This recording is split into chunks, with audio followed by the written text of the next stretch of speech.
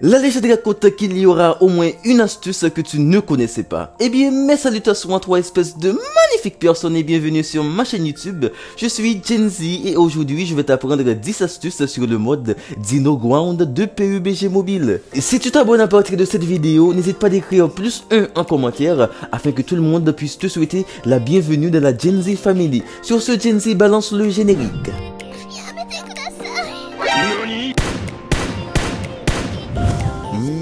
Banana.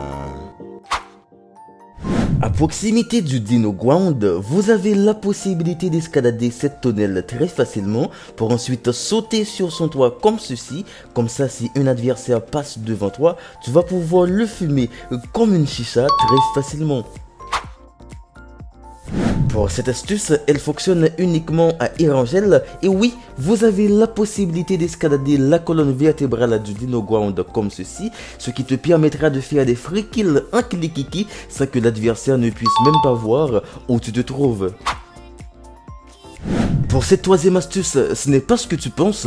En ouvrant la carte du Dinoground, tu as la possibilité de voir la quantité de joueurs qu'il y a sur la carte en regardant juste ici. Et non, ce n'est pas tout, car deuxièmement, tu as la possibilité de switcher vers la carte Erangel en cliquant juste ici.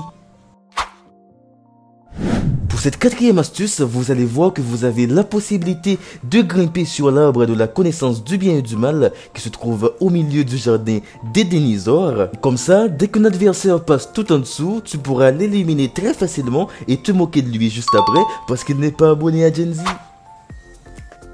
Contrairement aux autres moyens de transport, quand tu utilises un Vélociraptor, tu peux brusquement descendre de ce dernier sans perdre de points de santé. Je sais pas si vous l'aviez remarqué, mais ceci fonctionne également pour le T-Rex. Dis-moi en commentaire si vous étiez au courant. En parlant du T-Rex, en voilà sa queue, vous pouvez utiliser le T-Rex pour vous rendre sur cette tour en le plaçant juste à côté comme ceci. Ensuite, vous allez descendre du T-Rex. Et là, dès qu'un adversaire vient pour te piquer ton T-Rex, tu pourras lui piquer la tête avec quelques balles à la tête sans qu'il ne s'aperçoive de rien. Et oui, on est déjà à la 7e astuce et saviez-vous qu'il était possible d'escalader ce pont en utilisant le Vélociraptor? Bien sûr, arrivant ici, vous allez devoir sauter comme ceci. Ensuite, vous pouvez traverser le pont en toute sécurité si vous êtes le genre de joueur à éviter de prendre le risque de passer sur ce pont qui est réputé pour être très dangereux car il y a toujours un campeur qui campe dans les parages. On est déjà à l'astuce numéro 8, on peut utiliser le Vélociraptor pour sauter sur le toit des maisons pour gagner en hauteur face aux adversaires, astuce qui est aussi applicable pour sauter sur le toit de ce fameux bâtiment que vous connaissez tous qui se trouve à Midstein. Bien sûr, je sais que vous êtes tous au courant que lorsque vous atterrissez dans le Dinoground, vous allez directement obtenir une carte d'apparition automatique. Comme ça, vos coéquipiers n'auront pas besoin de vous rappeler quand vous vous ferez éliminer pour la première fois de la partie. Pour obtenir cette carte d'apparition automatique, il n'est pas nécessaire d'atterrir directement dans le Dinoground, car c'est un spot qui peut être très dangereux et risqué en début de partie, car il y a beaucoup de monde qui y atterrissent. Du coup, tu peux utiliser un véhicule pour passer à proximité du Dinoground et dès que tu entends ce son qui est... Et ensuite tu peux t'enfuir aussi vite que tu peux sans prendre de risques.